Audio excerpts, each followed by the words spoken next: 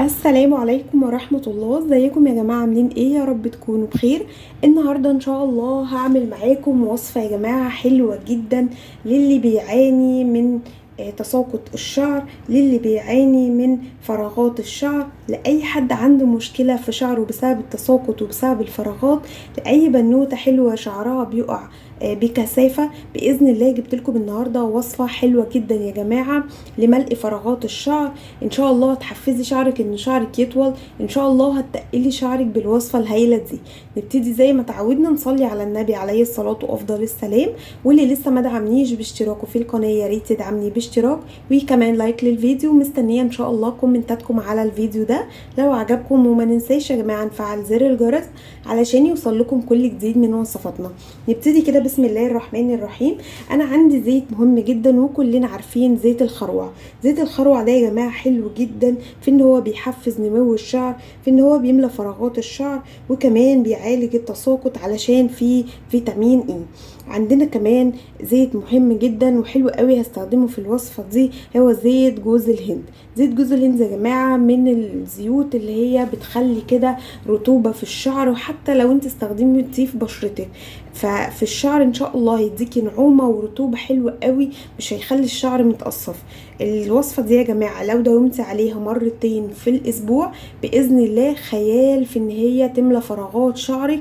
لكل بنت جميله كده بتعاني من ان فجاه بقى عندها فراغات في شعرها كتير، في فروه الراس كده من فوق في فراغات كتيره ومضايقاها من شكلها، فان شاء الله الوصفه دي هتعمليها مرتين في الاسبوع وداومي عليها مرتين اسبوعيا وشوفي النتيجه خيال وهتدعيلي. بسم الله كده نبتدي. ازاي هعمل الوصفه دي او اعمل ايه؟ انا هجيب عندي كده اي بوله، تمام، وهحط فيها معلقه صغيره من زيت الخروع، معلقه كده بسم الله، معلقه صغيره زي ما انتم شايفين كده، انا حتى ما مليتهاش من زيت الخروع. زيت الخروع يا جماعه زي ما احنا شايفين كده تقيل وحلو قوي للشعر. نحط بقى عليه زيت جوز الهند. يفضل طبعا وانتي بتشتري الحاجات دي، وهقول لكم برضو كذا مرة علشان النتيجة المظبوطة، ان انتي تشتريه من عطار انتي عارفاه. وحطيت عليها كده زي ما انتم شايفين معلقة من جوز الهند. اقلب الزيتين دول مع بعض كويس قوي قوي بسم الله. وهتعملي ايه بقى كل البنوتات؟ نبتدي كده خلاص الزيتين دول مع بعض زي ما احنا شايفينهم بالمنظر اللي انتم شايفينه ده، الزيوت تقيله زي ما انتم شايفين. هعمل ايه انا؟ وليكن ان انا هستخدم الوصفه دي قبل ما انام، تمام. هاجي كده انا غاسله شعري كويس، مفيش فيه اي زيوت، مفيش فيه اي كريمات، مفيش فيه اي حاجه.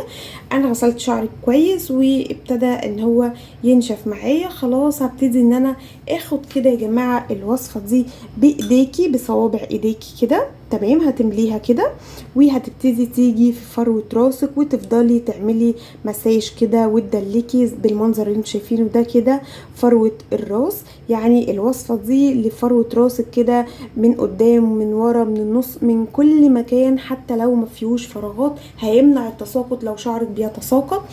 جربي الوصفه دي، واللي يتبقى منك من الزيوت دي امسكي شعرك كده للاخر لحد الاطراف وسيحي عليها كل الزيت.